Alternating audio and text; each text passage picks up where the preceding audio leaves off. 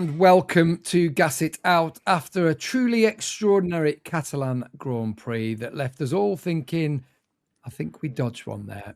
Sylvain Guintoli and Neil Hodgson join me to review what went on in Barcelona, and I have to say we are recording 3 days after the event. And chaps, I'm still find myself staring at the screen thinking, what on earth happened there? We dodged a bullet, didn't we, Neil?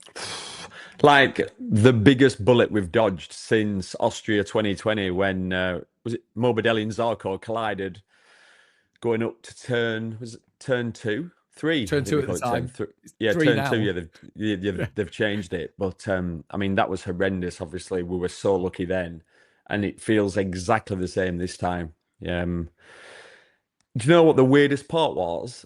Obviously, I was commentating with you, Gav, but at the time I was looking at the timing screen. And it was such a horrible experience because I'm looking at the timing screen, and then you start to shout, and I look obviously then back at the main monitor, and I'm looking at Alex Márquez going towards the wall on a straight, and I don't know what's happened. And then obviously then it's like a plane crash, isn't it? I mean, it was horrendous.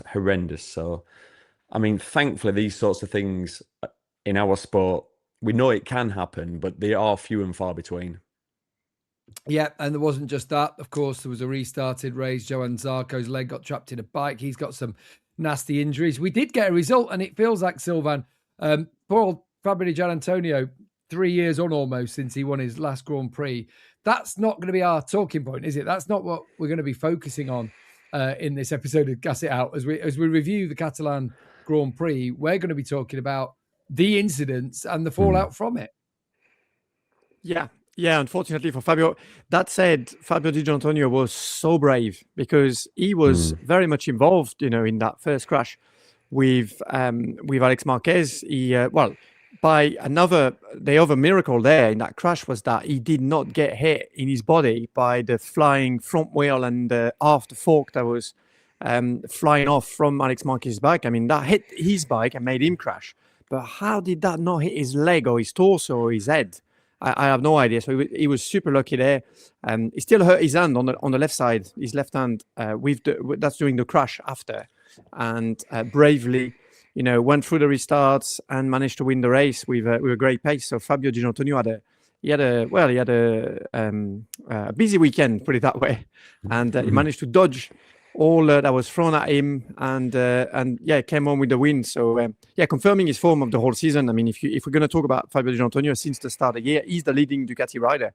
He's beat Marc Márquez on a head-to-head in Brazil. He's been consistent in all the races so far, and he's the strong man of Ducati at the moment. Remember, get in touch with us at Gas It Out Pod on Instagram. That's our handle on YouTube as well. And we'd love to hear your thoughts about, what happened, about the incidents. What's the viewers' take on it? The fact that things were delayed, the fact that we're 3 restarts. We're going to try and get through that in the next hour or so. But I feel like, first of all, chaps, we need to really go through the crash from start to finish. What do you reckon? If we do it in sort of photo format, how's that sound if we go for it? For those of you listening on the podcast, maybe go and have a look on YouTube or where we can see the video, because we have sort of got the sequence of events really unfolding. There was a moment, wasn't there, where Pedro Acosta's bike cut out right in front of Alex Márquez. It was actually shaping up to be a good race at that point. Pedro Acosta had led and looked in good nick, although Alex Márquez looked the faster of the two. Pedro was doing a sterling job in hanging on. But Neil, there's a moment where Alex looks as though he's heading towards a tyre barrier, and then it just veers straight. And from that moment on, we know he's been a passenger pretty much since it happened, but there's an element of luck, there's an element of skill, but someone was shining down, weren't they? Because we see from the next sequence that actually, as you see the crash unfold, that he just skirts along the edge of the barrier. Look at that. I mean, it's just... Do you know the first shot? That's when I looked at the back of the monitor. And imagine, you shouted. I mean, it happened so quick. Like, that's what I saw. And I'm like, what's happened? It was just unbelievable. And the Horrocks, obviously, I've watched the crash through a few times. He's such a passenger. It's a horrible, that initial impact into the back of Pedro's bike.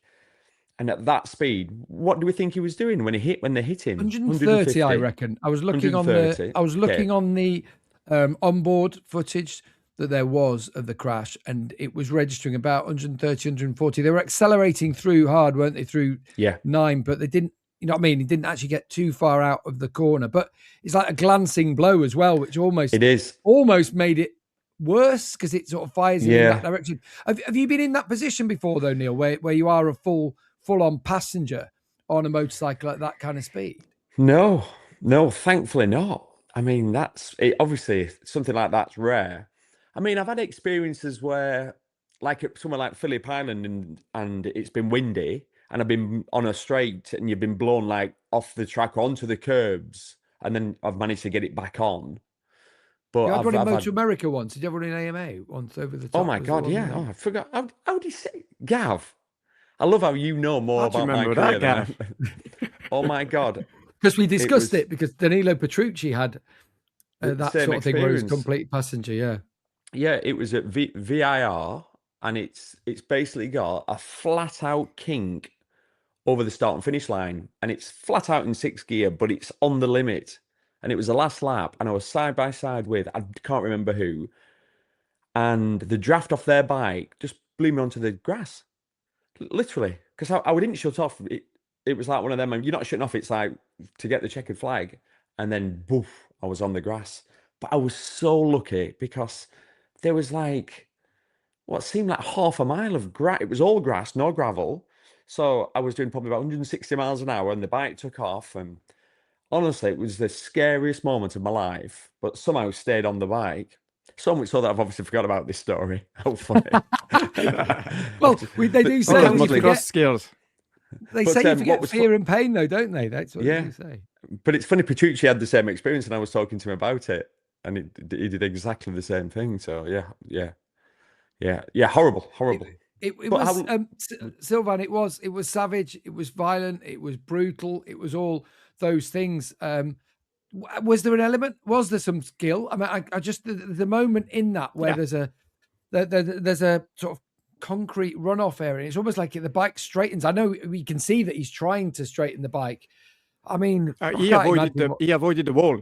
Like clearly, he avoided the wall because when he hits, so Pedro Acosta's bike shut off, and I read and saw a few people saying, "Oh, Acosta should have moved off the line." The problem is he can't move off the line because you come out of 9, which is a right turn. So you come out, you go all the way to the curb, and then you have to come back for 10 to brake on the right side of the track because 10 is a left-hander. So you come across the track, and sometimes people are lining you up to overtake you on the left, or sometimes if they're not lining you up, they can also be on your right, where Alex Márquez was going. So for Pedro Acosta, where the bike shut off at the exit there, he's got nowhere to go. If he goes to the left, he could be hitting somebody that's trying to line him up a bit on the left. So he knows that people could be on either side. So he just stays there and sort of like hope that nobody's going to hit him. And unfortunately, Alex Márquez can't avoid him. Once Alex Márquez hits him, sends him to the right, and there basically he's going straight in the wall. And this wall is tires. And you see the wall that you can see there on the left of Alex Márquez. This is tires and just a publicity thing on it. So if he hits that, it's about a 45-degree angle. If he hits that straight on, I mean that is very bad. At the speed that he's doing, this would have been terrible. And he's somehow on the grass and the gravel manages to turn left a bit, and because he's leaning left, so he loses grip. The bike just goes from underneath, but that's just enough to send him along that wall and stop him from hitting the wall himself. So the bike will hit the wall, but he's not touching it himself. So that was reflexes, skills, and sort of a surviving instinct, and he's going to slide along that wall without hitting it. The bike though is completely destroyed. You've got to see look at that. Look at Fabio Di Giannantonio there being hit by that. So it's the front wheel of Alex Márquez's bike plus one of the side of the front forks, and that's hitting his bike right underneath the fairing. and it's not hitting him at all. I mean, if that hits him in the torso, the face, or even just the leg, I mean, that would have been an absolute carnage as well. So Fabio di Giannantonio is going to crash because of that, but and the wheel is bouncing off him, but he's not going to sustain any serious injuries. And then you see Johann Zarco in the back there as well. He's being hit by something as well on his foot. And he said when he came in, he had to take the boot off, put some ice on it. He was bruised and in massive pain. Decided to restart anyway, and we know what happened after. So yeah, I mean, that was just like Neil said. This was a 2020 moment where we got very, very close, and it was super close, and a little bit lucky that nobody got hurt more than they did. I mean, the way Alex Márquez hits the ground, even though he's not hitting the wall, that is some force. You can tell there's a lot of energy in that. In that fall, and he's only breaking his collarbone. Well, and he's C7 as well, but without serious damage to the spine or anything like that. So, yeah, lucky escape for these guys this time. And but it shows us as well that all sport, it's a dangerous sport. It's very dangerous, and sometimes things go wrong, unfortunately. And you know everybody's trying to do what they can. Yeah, you can't avoid that happening. Like what happened? Think about this kind of scenario is just sometimes that's what it is.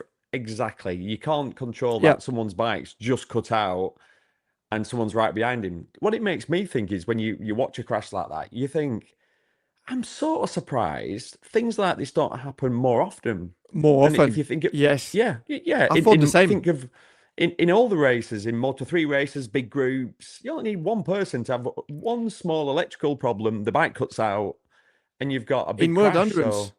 In World Endurance, where I race at the moment, you've got, so we're in Le Mans, and end of April, there's 60 bikes on track, not 22, 60. And we do 24 hours, and some guys are going 15 seconds a lap slower. So massive difference of speed. You got all these guys on track. It's super tricky. Some bikes sometimes blow up. Every race we have bike blowing up, so all on track. It's a carnage. I don't understand why this kind of stuff doesn't happen more. Doesn't happen. I know it's not funny, but is Sylvain talking himself out of his 24-hour race? Well, it is. It's super dangerous. It's it's mega dangerous because it's carnage. And with MotoGP, we get 22 bikes on track. Most of these guys are very, very much matched, so the speed is very similar, which is a big factor for accidents not to happen or bad accidents not to happen. We know on track that one of the biggest danger is the difference of speed. So these guys are all matched, and they're all very, very quick. And then the tracks we go to, they're all homologated. It's a special homologation by FIM. So it's never perfect, but overall it is very safe. And even when circumstances like that are not going well, fingers crossed, we don't end up with terrible situations. But it's a dangerous sport, and accidents are going to happen. They do happen. That's the thing. You say they don't happen. You expect them to happen. They actually do. The amount of times we do actually see people run over, whether it be Jakob Kornfeil launching over at Le Mans, whether it be the half-piece Sharin, who went coming out of the turn one in an Enea Bastianini's bike in the middle of the road in Moto2. In Austria. They do happen. They do happen. You know what I mean? As in, we've had them, and then you have your incidents like Marco Simoncelli, and just unavoidable. Shoya Tomizawa. You have these kinds of incidents, I just think it, as you say, I think it's right when you say it is part and parcel of the sport. There's been a lot of fallout, a lot of talk, chaps, about restarts, about whether there should be more than one restart. I've seen all sorts of people talking about, in the past there did only used to be 2 restarts mandated. We had 2 restarts, 3 starts on Sunday. I can't really see a reason why, other than the riders' heads aren't in the game. I've heard Johann Zarco's already said something. I'm not sure how Johann's going to be. He's going to be on a lot of morphine this week. I'm pretty certain of it, because he's got to wait a couple of weeks before he can even have an operation on that. But But Pecco Bagnaia saying, he was feeling a little bit groggy afterwards. One thing is discussion about concussion, that sort of thing. But then I sort of think, what are the reasons for we don't have restarts?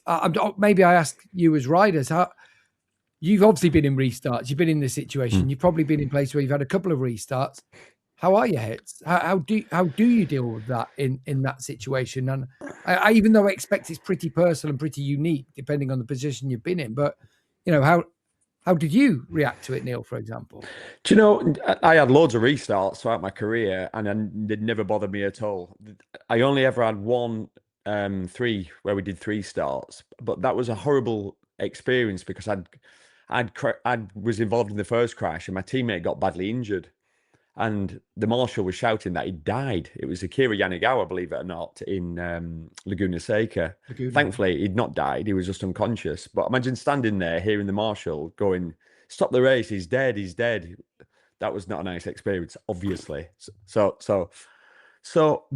in general, restarts never bothered me at all. I got no issue whatsoever. Now I understand why Pecco Bagnaia and Luca Marini didn't feel good, probably for the 3rd restart.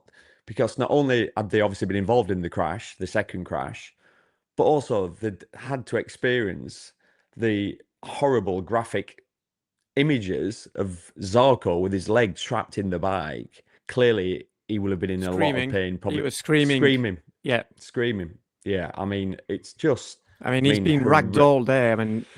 Horrendous, isn't it? Horrendous. And do you know what? What we're not trained to do, right? Motorcycle racers are trained to deal with their own pain. What you're not trained to do is see other people in pain. So whenever I've been involved in crashes and somebody else is in agony and they're screaming, it's horrible. It's just, obviously it's horrible, but you just, because you're personally helpless, you're seeing a fellow rider down. So I understand why Bagnaia and Marini probably didn't feel that up for the 3rd start. But like I said, what's the alternative? Let's all go home then. I thought we should have a restart, and we got a race. So, no, I don't. A lot of people are getting the knickers in a twist. I feel like, but I don't know why. Some people are getting really worked up about it. I can't really see. We shouldn't have had a restart. There's a lot of anger at the organisers, that kind of thing. I've been going through it, and genuinely, I want to ask a question. I want to know, but why? The reasons why, because the safety sort of proved itself. The red flag came out straight away. The marshals did an amazing job. The medics did an incredible job. Everyone was checked that everyone was okay. Yeah, we had the incident in Sepang, didn't we, last year? That's another one to go back to. There was some information that was lacking on. There's no doubt about it. It felt like, I don't know whether lessons have been learned from last year, but I felt like we were communicated a little bit more. I don't know. I mean, we were getting information, weren't we? We were being passed information about things that were happening. I don't know. I just sort of think races are inherently dangerous. Is it, I don't know, is it that 3 restarts or 2 restarts, a 3rd start? Is that more danger? I don't know, Sylvain. What's your? No, I don't think it's more danger. I mean, for me, the first thing is that it depends how injured the riders are. I mean, for example, if you had an Alex Márquez that was, in a critical condition and or worse, or being sent, to the hospital in the helicopter with in a critical condition, then that's different, and then then you for me the race can't carry on because that's just too much, and out of respect for the rider and so on, and the riders that that are still there. So I think that's a major thing. Now that wasn't the case. Alex Márquez was sent to hospital in an ambulance, and as far as we know, he was stable. He had a broken collarbone and a broken back, and obviously it was a big hit, so he obviously wasn't feeling well, but he wasn't in a critical condition. And then the second start, Johann Zarco, obviously it's an horrendous accident, but again, he's not in a critical condition. He's got an injury to his leg, and a really bad one. Yeah, and a really bad one. I do, like Neil said, I do feel for Pecco Bagnaia and Luca Marini, that were actually with him until the medics arrived, and they clearly saw him, and they were sort of on their knees there trying to help him. And obviously that would have been absolutely horrendous, because Johann would have been in massive pain, would have been screaming, and they could see, the leg sort of trapped, and we don't know exactly the details, but you can imagine it wasn't pretty to see that. So yeah, but the riders, I mean, the restarts is just standard. If an accident happened, as long as it's safe to restart, well, then I don't see a reason why it shouldn't be restarted. So yeah, in that respect, I feel the same as you, Neil. I feel like, if everything is ready to restart, the track is clean and we're ready to go, and safety is not compromised, then let's go. We're here to race, aren't we? And ultimately, it's one of those where if it's because of the danger, that is the motorcycle sport, isn't it? That is just the sport that, and it's the element of danger that creates the reason why everybody out there, as far as I'm concerned, is a hero. It's why I don't like booing. It's why I don't like when I've heard fans booing certain riders. I just don't like it, because I sort of think, wait a second, we all know the dangers. We all know what this is all about. I noticed one thing. I did notice that there were certain news outlets. I'm not going to name too many names, but you'll sort of know the ones that I mean, that carried shots of the crash pretty early on. There was one in Spain that's been pilloried by fans in Spain, El Mundo, for carrying shots of Alex before we knew anything, before any information, anything come out. And the reason I feel happy about putting so wrong crash footage out now and images now is because we know Alex is out of hospital. We know actually that he's been discharged and those kind of things. But there's others in the UK in particular. Is what we're talking about. What I'd like to say to them is motorcycling doesn't only exist when there are crashes, but it's because of that element of danger. It's because of the risk, because of what the riders, that you appreciate what the riders are going through. Every single rider is going through that. We all have our favorite riders here and there. Some will boo. I don't like that. But ultimately, every single one that goes out there deserves their respect, deserves our respect. And that's why the racing, personal opinion, that's why I think the racing elevates them to the level of heroes. In my opinion, that's the way it is. But yeah, there's been a lot of noise, a lot of chest beating about it. And I actually think, and I had complaints about Sepang last year, things that could have been improved, and there'll be things that can be learned from this one. I've heard talk about moving the start down to, turn one. Yeah, these things. Yeah, but that's not new. I mean, that the riders could have asked for that years ago. That's not new. There's been accidents at turn one. 3 riders turning up at safety commission meetings recently. That's something that that turn one accidents in Catalonia, that's happened for years, and it's been bad accidents for years, and then this year we got 2 accidents. The one in the sprint, and the one with was it Binder and Mir? Yeah, was it Binder and Mir? Yeah, well, Binder got taken out by Digi, wasn't he? Caught his elbow, and then by Digi. That's it. But I sort of think if we do it at Barcelona, though, there's a long run at Sepang. There's a long run at Mugello. Next up, in fact, when we go to the Italian Grand Prix, there's a lot of circuits actually that we go to. There's actually Phillip Island. I don't like that because it's a really fast turn one. That's probably better because they're not braking as much. But, Aragon, we've seen them before. Anyway, you have a tight corner then. Well, we've got Balloton Park coming up as well. Yeah, which is the tightest of tight hairpins, which is sort of ridiculous. Which is it's just going to invite someone, as happened last year. I can't remember who it was. So I went straight on, didn't they? So I've got 2 things that I would do that they could do for safety, and I'm sure the riders would agree would be ride-out devices. I'd get rid of them again. Seeing Marco Bezzecchi's bike down at turn 1 in Le Mans. That's another one, by the way, that we would probably not start the races there. We have rolling starts left, right, and centre. But one for me is maybe you make the grid spaces that little bit wider, but then that creates more gaps for people to go into. So I don't know. Yes. Do you know the problem with Barcelona? I think. Sorry, Sylvain, is that we've had a lot of incidents there over the years, but it's a chicane.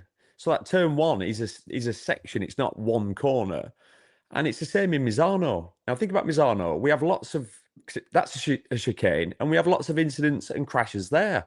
But they start much nearer to the corner. So I don't even think it's just the fact that they're doing high speeds, breaking into the first corner.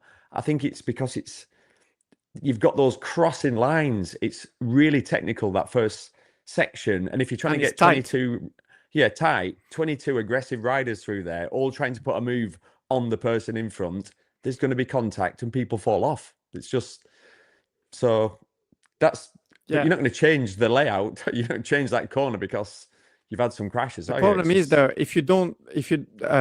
currently anyway, if you don't have a turn one that is tight enough with a braking aggressive enough, then you run the risk of not unlocking the radar devices. So, it's a tough one. Not and also longer. this, if you're going to address something, you need to do it before. Like Le Mans with the radar devices. Why did we use the radar devices in Le Mans?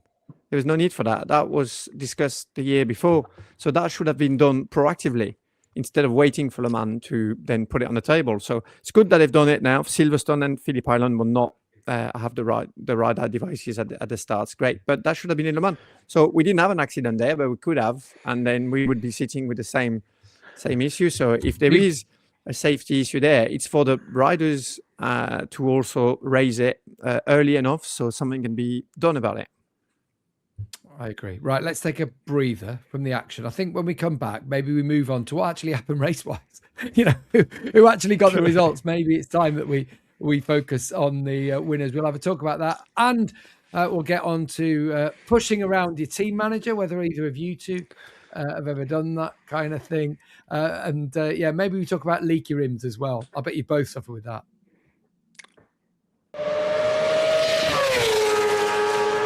Welcome back to Gas It Out. We are going to go back for a time being just to the crashes, because while we're on the break there, Neil, you wanted to raise a point about some of the other crashes that there were over the weekend, and there were quite a few, a lot of them happening as per usual. First left-hander of turn 2. We saw a couple at turn 5. That felt like I was more down to a cold tyre. The temperatures were unseasonably cold, and I've heard people saying, well, they should be able to deal with it. Fact was that the tyres are set for temperatures 20 degrees higher, 15, 20 degrees higher. That was part of it. But there were some worrying crashes as well, weren't there now? Yeah. We saw quite a few at turn 2, which we've seen in the past. But every person that crashed at turn 2 went straight into the wall. Obviously, there was gravel there in front of it, but there were no protection there, which was bizarre. I'm guessing that was to try and create even more room. I don't know, but it looked weird. We saw bikes hit it and bikes bounce off the wall. So I think we've seen this in the past. It's happened again at the weekend, and I think that needs to be addressed. We also saw it in the very first practice session at turn 12 with Jorge Martin crashing. And literally, it was a nothing crash, like nothing. Took the front, but there's just no runoff. It was just in the gravel, into the airbag. But he followed. What the problem with an airbag is, if the bike goes in first, it absorbs all that energy, but it always comes back. So if you follow a bike into an airbag, it's not good. Unfortunately, that's what happened with Lewis Salom. At one corner later. Barcelona. Yeah, the next corner, turn 13. Yeah. So, and like poor Lewis Salom would still be here if there had have been more runoff. So I genuinely believe they're talking about the track needs resurfacing. Well, if they're going to resurface the track, they might want to look at maybe even remodeling that corner turn 12, bringing it in a fraction to create more runoff. I don't know. You know what I mean? I'm just saying if they are going to resurface it would make sense. It's interesting, isn't it, though? Because when you look at the track and you look at the facility in general, and it's had a lot of pelters actually over recent years, mainly due to the track surface, but you don't look at it, Sylvain, you don't look at it and think, oh, it's a really dangerous place we go to. It's not like super tight place like bits of Saxon Brazil Ring. or bits of Saxon Ring, for example. Or Saxon Ring. Balaton. Yeah, Balaton. It's not Balaton, is it? No. But that, Neil is completely right there. It's just like, well, as we know, the bikes are getting. It's not that they're getting faster now. It's more about the corner speed, and when they actually lose grip, because there's so much grip, the bikes go a long way. So downforce, ground effect and so on. They lose when they lose the grip, the bike go a long way. And yeah, I mean, bikes bouncing off a wall or bouncing into the air fence, and then the rider following the bike into the air fence, just like Jorge Martin did in turn 12. That is not on at all. I mean, there you could see that he was, he was dazed, and because he hit the bike, so he could have really hurt himself there, or even worse. So yes, they need to as well change a little bit the layout, or do some more runoff, either way, or a little bit of both to make sure the bikes don't reach there. I mean, they've lost F1 now, don't they? So they need to do something about keeping MotoGP if they can. Yeah, there is something to be said for that, definitely. But that's part of the reason we're supposed to be going to 850s, and yet we're all of the opinion that there's a potential that would change nothing. And that's what I was about to say. That potentially it's going to have more corner speed. Yeah, they'll have more corner speed because the engines are smaller, so less inertia into the turns. They'll get to the braking points a little bit slower. Let's say, I'm just gonna throw. It's gonna depend on the track, but they're gonna get on the fastest track. They're gonna get 20 k's less, 15, 20 k's less, because they don't have radar devices that make the bike top speed better, and they have a little bit less top end power. But the corner speed is going to be greater because the bike will be more nimble, and they're going to feel lighter. And also, we know the penalties are really good. I mean, you just look at the Moto2 lap times in Barcelona. Wow, they were doing 41s, and MotoGP was doing what in the race 40s. Yeah, it was just unreal. Yeah. So the 850s are going to have greater corner speeds than the 1000s already. That's already happening even before we even spin a wheel next year. Oh dear, let's just give it up and go home, shall we?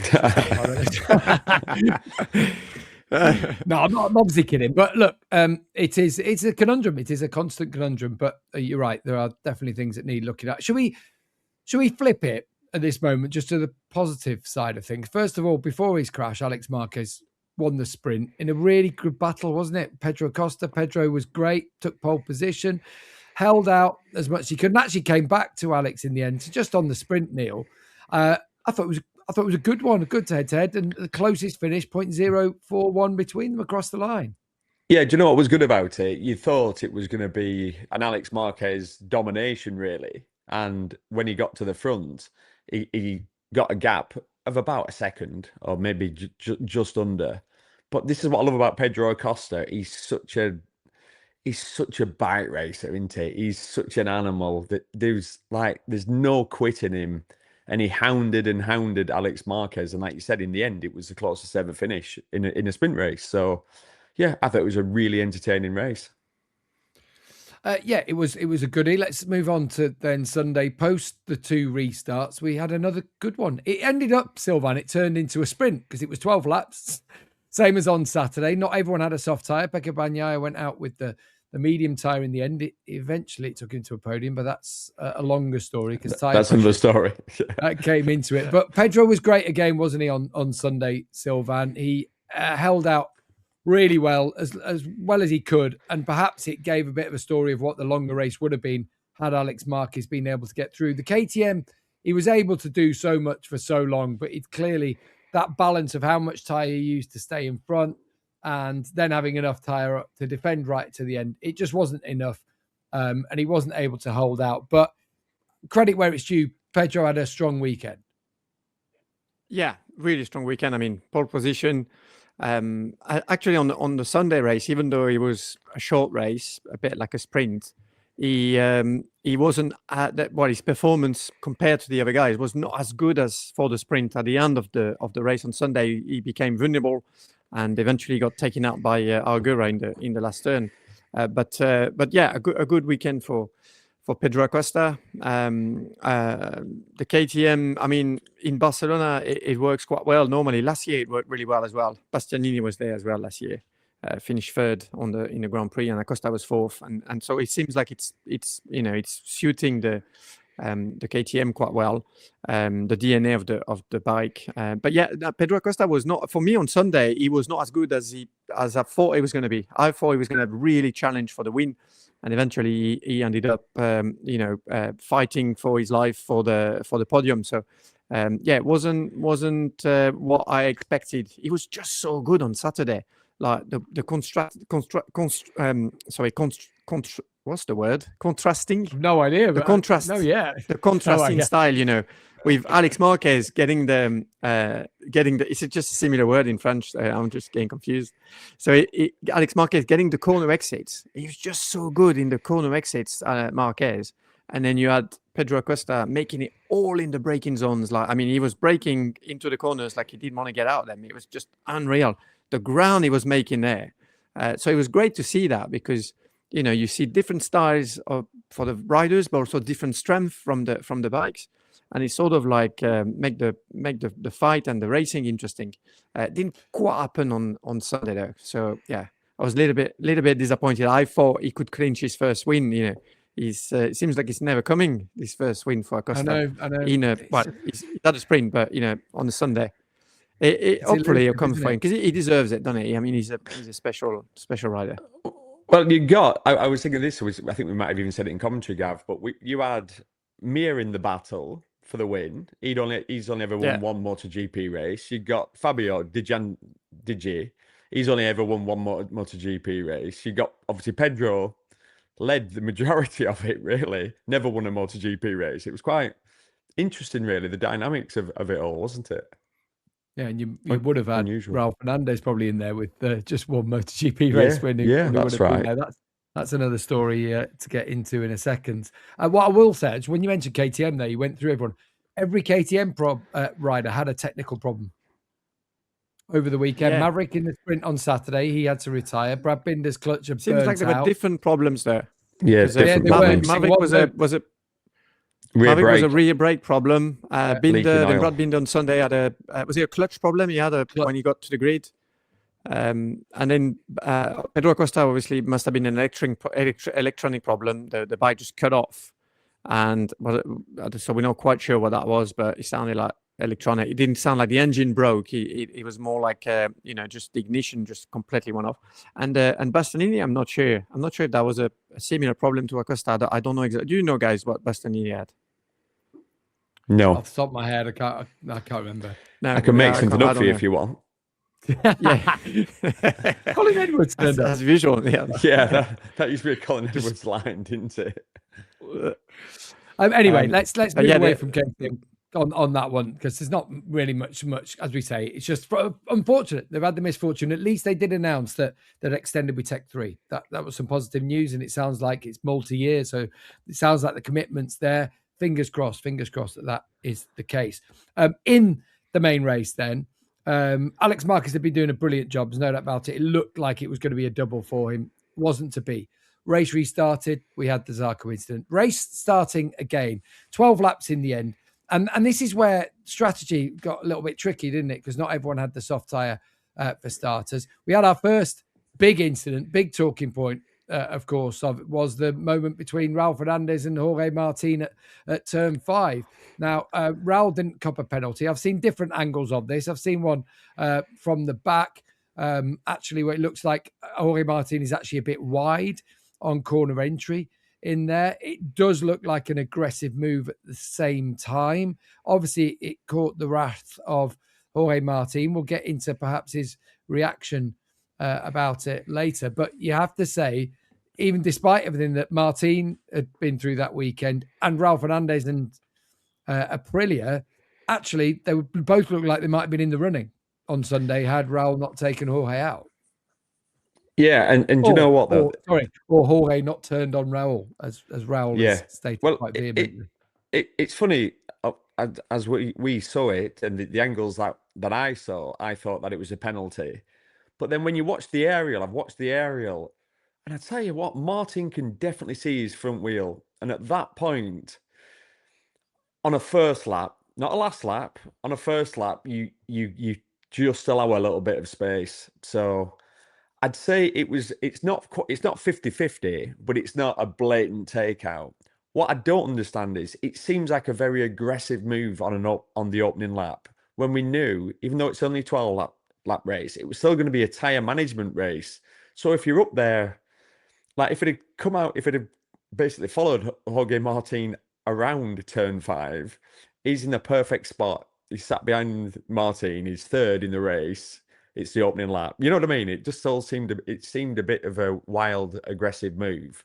But did you also think Martin was ever so slightly not wide, but taking a wider line for a later apex, and that possibly invited it Raul created in? the room. Well, there was room. It did. There was room inside. There was room on the inside, and it's the first lap, and it's a corner where if you're Raul Fernandez, you're behind Jorge Martin, and you just think he's had a massive crash here in the practice in that turn 5, and I'm gonna try, and then I can see the gap, and you're just thinking, yeah, he's a bit weak in that corner, so I'm going there. You know, you would think that, and there was room, so you can't blame him for having a go there, I think.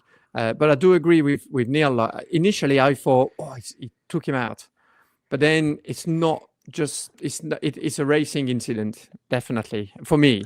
I think there's a bit of both. I think Martin seeing him there could have lifted a little bit, so that would have run him a little bit offline. But Raul Fernandez was there, and Martin was definitely aware that he was there. So yeah, I think there's an argument on both sides, and I do agree with not penalizing it, because it was not a blatant, I've made a mistake and I'm losing the front and I'm taking you out. There was a bit of both. So yeah. Fair enough.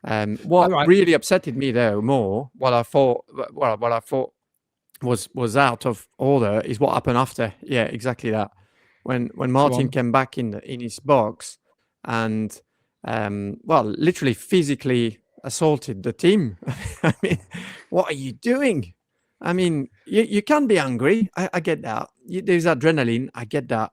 We've all, when you've raced, it changes. It changes the way you behave, because you're pumped up and you've just crashed and you're angry. Somebody's taking you out or whatever.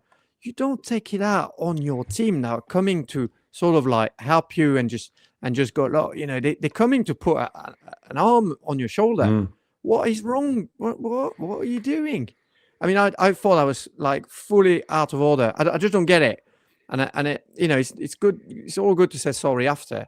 But when you've got somebody like Paolo Bonora, I mean, he's the sweetest guy you can get. I know it because I've worked with him for 2 years, and he's supportive. And they've supported him last year. They've made him feel welcome, even though he wanted to go and sign for somebody else.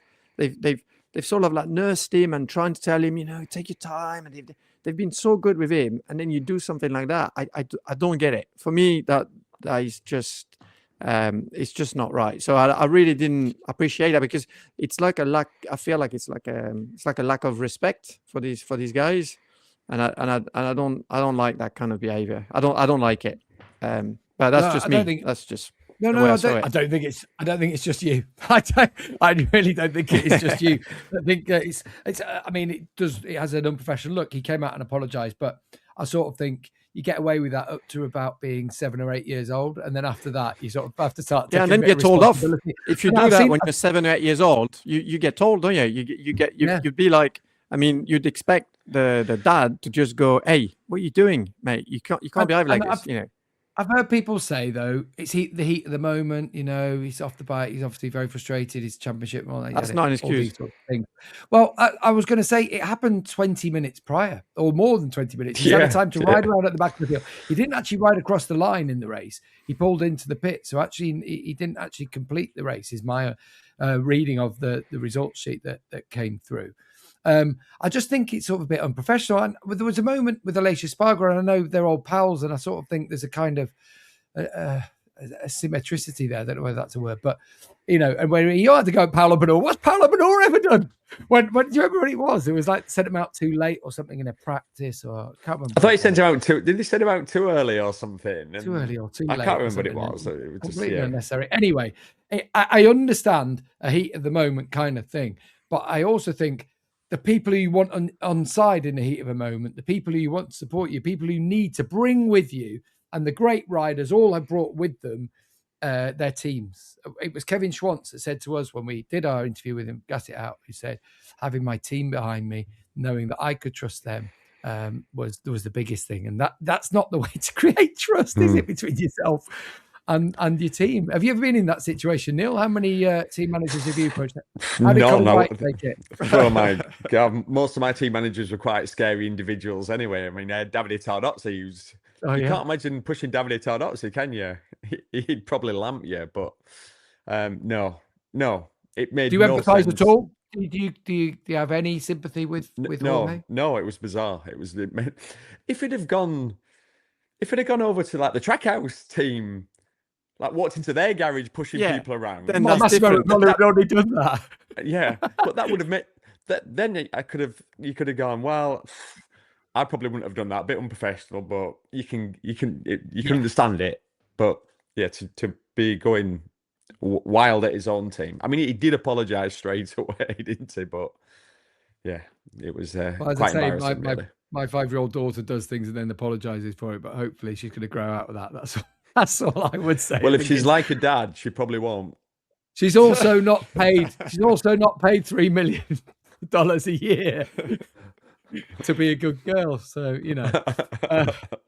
Anyway, after that incident, I think we need to sing the praises of Di Giannantonio. He didn't even take the glove off on the podium. He was clearly in the pain. I don't know if he's broken his little finger or whatever. I saw a bandage on it later on in the day. He made a brilliant move, didn't he, on Pedro Acosta? He actually had to make a few because he didn't get the best of starts. He was quite steady. He came through. He made that move at turn 10, actually, where the incident had happened just moments before. It was beautiful. And then from that moment, went on to take victory. Only his second win, 2.5 years on from the last. We're all delighted for him.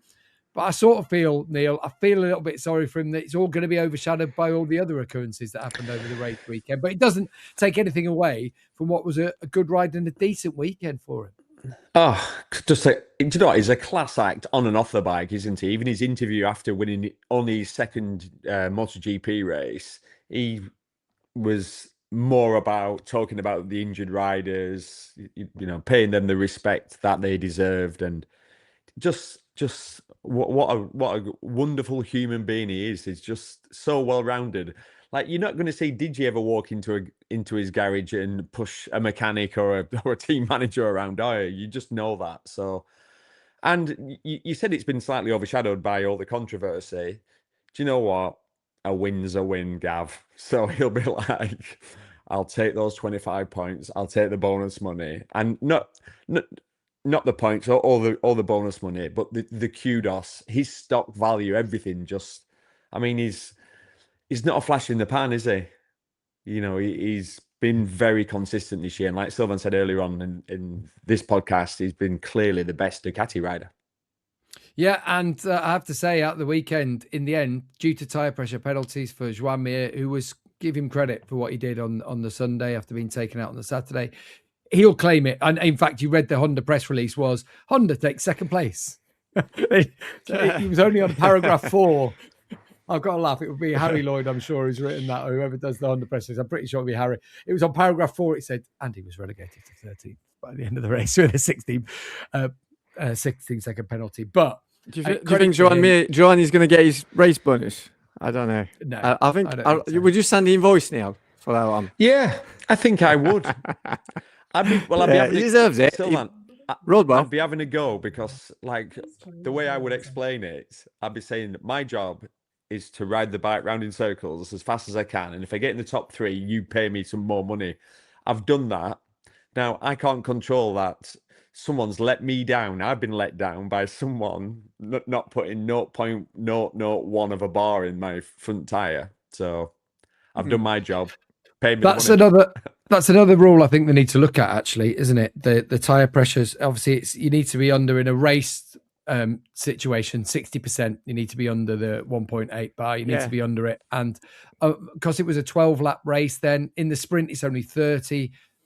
Whether there's been a mistake there or whether actually, didn't we have it taken away once before when we've had restarted races? Maybe that's a point not to be. I don't know. Yeah. Well, you've got the issue. I mean, low. Yeah.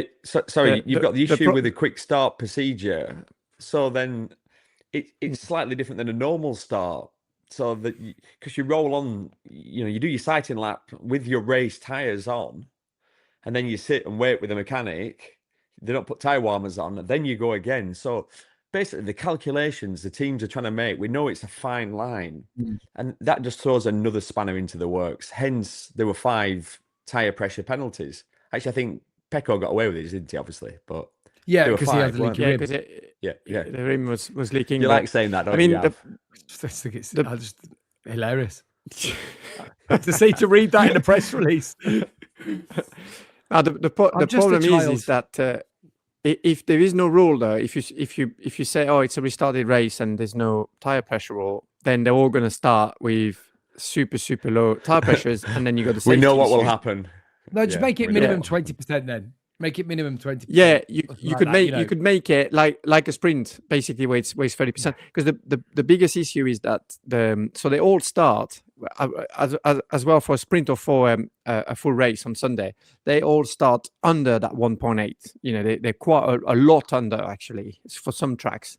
Dangerously, what would be dangerously under, as in for them to maintain that? I know that on some tracks where it's critical and the temperature and the pressure goes up a lot, they'll be sitting on the grid at 1.3, 1.4, and that's basically a punctured tire. I mean, that's very low. That's super low. But it will come up. It comes up in the grid lap. And then, you know, first lap, and it's going to be coming up steadily. The problem is if you got to be 60% above, 60% of the time of the laps above that 1.8 for the main race on Sunday, and then suddenly your number of laps is reduced by half, you have those first few laps where you're going to be under by the time it reaches to its point. And so normally they do it so your 60% is basically your second, like the second thirds, the 2/3 of the race, if you know what I mean. It's later on in the race that you're above, not at the start. So you reduce the distance, you reduce the percentage of time where they are within the limit. So maybe you should do it. So if it's, you know, it should do like a prorata or something like that. But it's just so boring, isn't it? Oh, It's boring. It's absolutely boring to find out. Our viewers on Sunday won't have known. We were already on air longer than we should have been because of the 2 crashes. Our viewers wouldn't have known. You know, it's boring. You're absolutely right, Sylvain. It's boring. So let's not talk any more about it. Let's not give it any credence. For me, Aldeguer picked up another podium in 2nd place. Pecco Bagnaia in 3rd. Remarkably ended the Ducati factory streak of 10 races without getting a podium. And then when he shouldn't have had one. But anyway, he inherited it and wouldn't have been there. But actually, the long and short of it is the weekend is that Ducati appear to be finding a direction, don't they? Is that fair to say? Or is that just because we're on a strange grip track like we were the first 3 or 4 races of the year? I'm not sure. I'm not sure. Well. Yeah. But I still think the Aprilia is the best bike. Do you? Yeah. Were you not expecting the Aprilia to be better than that in Barcelona? I thought with the progresses they made, you know, since last year, since the winter testing and the start of the year, low grip track, really long corners. They used to be great in Barcelona, in Catalonia with Alex Espargaro. You know, pole position. He's had some wins there, so they were super strong. So it used to be one of the Aprilia tracks. So I was expecting them to be a little bit stronger, and they struggled. I mean, Jorge Martin. But Martin couldn't stay on it, could he? I know, crazy. He could not stay on the bike. Bezzecchi's had a crash. Augura came like sort of later. I mean, Raul Fernandez was good, but obviously he made that mistake. And Augura. Oh, that's one thing I wanted to say as well. Augura. Now, I know it's the rule book, but if you take somebody out like he did, I mean, he cleaned him out. And I know he didn't do it on purpose, but he cleaned him out. There was no room there. That was never on. You clean somebody out, so you ruin somebody's race, and you get a 3-second penalty. How does that make sense? I don't like it. I think that's unfair. That needs to be looked at, I think. I think if you clean somebody out and ruin his race, like for Pedro Acosta, okay, he's got no injury, but his bike is destroyed. He's scoring nothing. You should at least not be able to score any points. I mean, if it's clear, because Johann Mir's, you know, had messed up by whatever is mechanical because of the shortened race, and he's dropped back 16 seconds. Oh my God, guys. How does that make sense? How does that make sense? Analogy. That's With the balance is slightly off there, isn't it? Yeah, that's what I think. Yeah. I think it's fair to say. Yeah, I think you're right. I think we all agree on that one. Hey, Iago is not that kind of rider normally. He held his hands up, tried to apologise. He went to Pedro. Pedro accepted it. Pedro is good like that sort of thing, you know.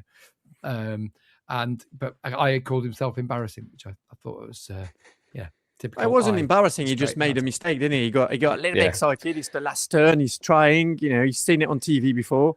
Some people have made it happen. Who was it? Can't remember who did it before. I can't remember. So can't remember. So it was a long time ago, but we all remember that one. 09, wasn't it? And anyway, he saw a space there, and he did get a really good corner exit out of 13. So you're gonna have a go. It's the last turn, but he completely got it wrong, and that can happen. That's fine. Was there a little it's bubble racing. or something?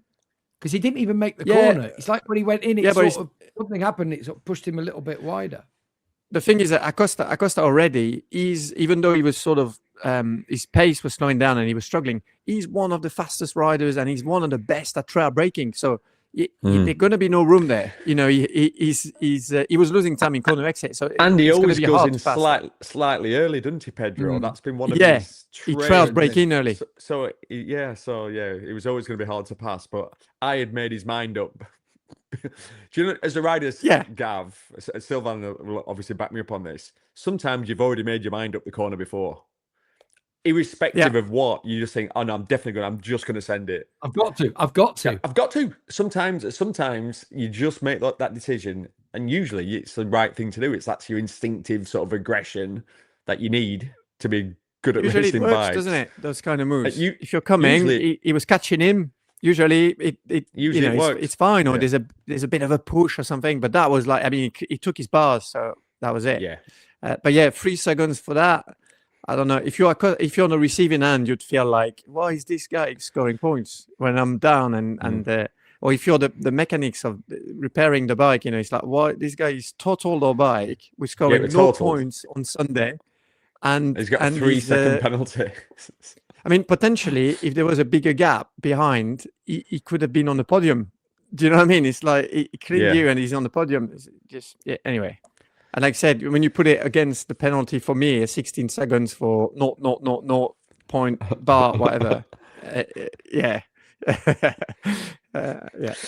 do we sound like 3 old whinging blokes here? Absolutely. Yes. That's why we have this Gas It Out podcast. Right, we'll take a breather. You're probably going to need it back home to recharge the batteries. We'll be back. We won't be ranting as much. We're just going to talk quickly about the other racing that was on over the racing weekend. Final part then of Gas It Out. And I just want to have a quick mention, chaps. We spent so much time on crashes and all the other nonsense really that's gone on. It all felt, we didn't spend enough time talking about the actual racing, but there was some good racing as well. And Moto2, emotional win, wasn't it, for Manuel Gonzalez?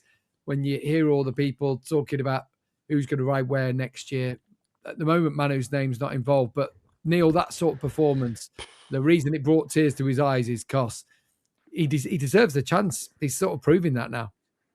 Yeah, and it's a build-up of what happened last year, leading the championship and then getting to the midpoint of the season and losing a bit of form and being quite clearly outclassed in the end by Diogo Moreira. It obviously had got to him. Don't get me wrong, he'd had a good start to the season, but he felt like that win is the best of his career. And it was perfect racecraft because it was one of those tyre races where he had to be calm. He sat back, he waited patiently, and then attacked at the right moment, got the victory. And for a character that we know quite well, he's so reserved. You see very little emotion from him.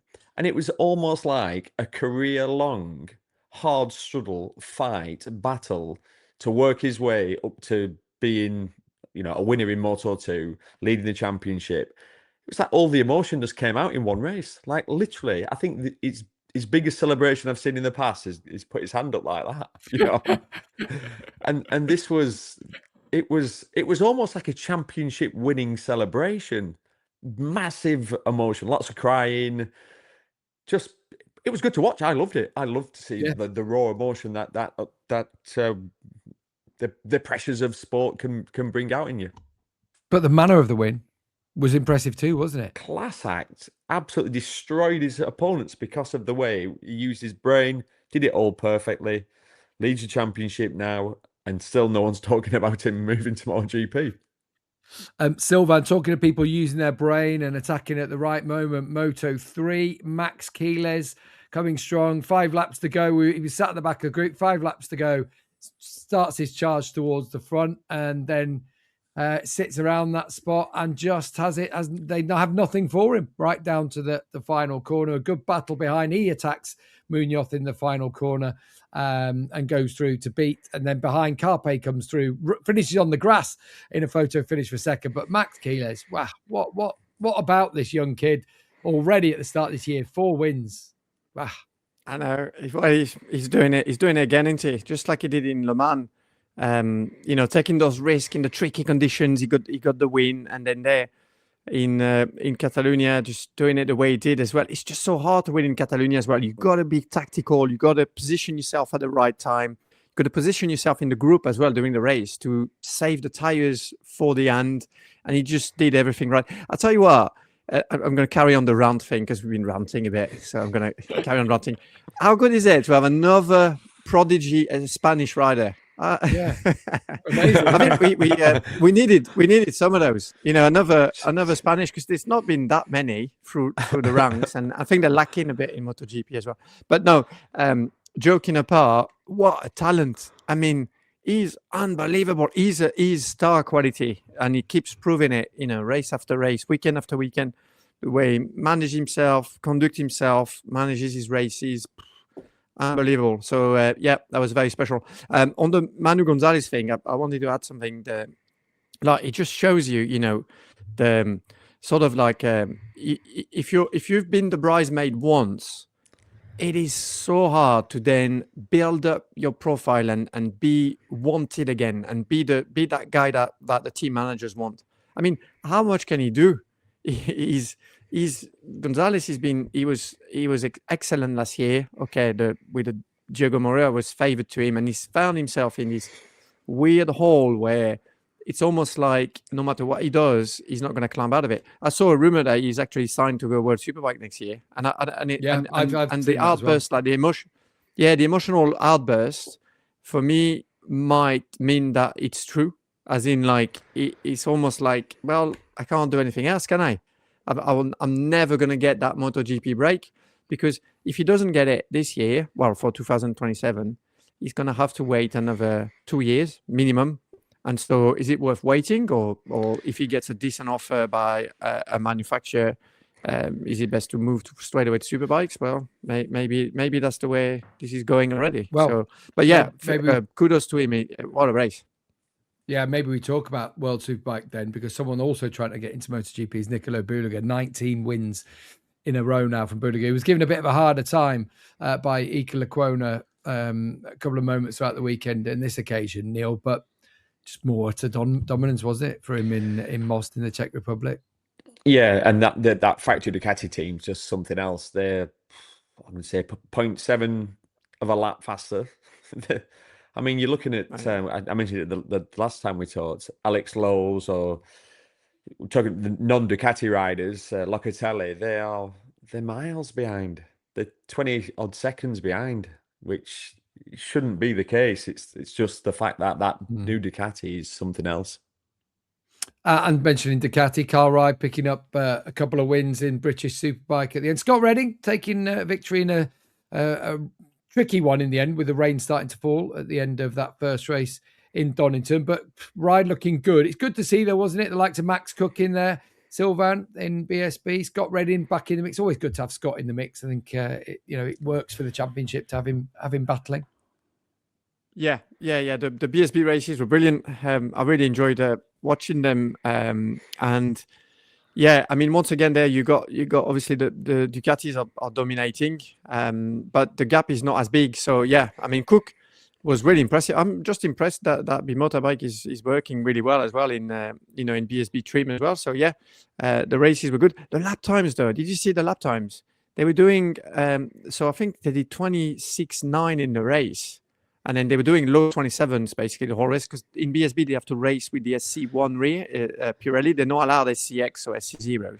This is so fast for bikes with no traction control, no wheelie control. I can't believe it, how fast they're going. So yeah, they destroyed the records, and it was good racing, wasn't it? It was it was close. You could tell that these guys, they are really really on the limit at the front there, like really, yeah. So what you're saying really is you're close. tempted. You're tempted. You want to come back? I can I'm feel always it coming tempted, back. yeah. I think that's what I heard. I'm always tempted. Was that my microphone? Yeah, always tempted. Gav, Yeah. Sylvain was saying to me, it looks easy, BSB. It was, That's what I heard him say as well. Actually, it was you, Neil. You said you were trackside, and you said, do you remember, Gav? You said, I'm in third 10, I'm in third 10, the MotoGP bikes are there, blah, blah, blah. And, you won't believe how smooth they are. And this looks so easy to do. Well, I could do it. That's what you said. Sylvain did that for comedy. I did it for comedy value. Well, you both might have a chance to prove yourselves, because at the moment they're in need of a couple of reserve riders. Yeah, I'm not sure there's enough about. Like Honda will need someone for a while. Johann Zarco's not going to be operated on for another couple of weeks. I mean, he's out for months. There's no doubt about it. Yes, both his front, posterior, and anterior cruciates are gone. I mean, we talk about Frankie Morbidelli. How long it's taken him to recover from is that he had. It's a long, long road to recovery. So that's a reserve rider they're going to need there. Ducati need another as well, because obviously Mark's not around at the moment. But Alex, when he's Mark going to be back in Mugello. Alex, we're at the point. There's a lot of people at Mavericks only just come back. It's one of them. You both might be getting the call up soon. So anyway, I've sent both numbers on. And them love help. And them love as well. Help. You'll be on your own, Gav, to commentate. That'll be it. You'll be you and that. That's all right. If it's you guys out there on track, I'd absolutely love it. So we'll make it happen. Have you both got anything to add? Have you got anything to add in this bumper episode after the Catalan Grand Prix? I suppose all of us just breathe a sigh of relief, don't we? After what we saw. Racing, it turns out, is pretty bloody dangerous, isn't it? Bloody dangerous, yeah. We wish so glad that I think the way to finish this is just to say that we are so glad that this was not worse, because when everybody that's going to listen to this, I've seen the images, and that was just as close as it gets to some really bad news. So yeah, really really glad that that we've sort of I don't know what's the saying in English. Dodged a bullet. Dodged a bullet. Dodged a bullet. We got away with it. Yeah, the riders have really. I mean, I know they've got injuries. They're in hospital. They're going to need surgeries and so on. But we're not talking about permanent damage there. So I will. So say, that was good to see. I'm going to say it relatively from what they could have been minor. Ultimately, I agree. I agree too. Both Johann's. I mean, when we saw him being flipped through, when you see what they're safe. They are, not in the danger zone, and that. And we know people who have been in worse predicaments than that after less. So, ultimately, we wish Alex, we wish Johann well. I'm sure you do at home. Remember, at Gas It's Out pod, if you've got any comments that you'd like to share with us about it, we'll be back with a preview episode of the Italian Grand Prix next week. It's coming thick and fast, the racing here in MotoGP. But for now, if you boys have got nothing else to add, shall we say bye-bye to all the lovely people at home? Bye-bye, lovely people at home. If in doubt,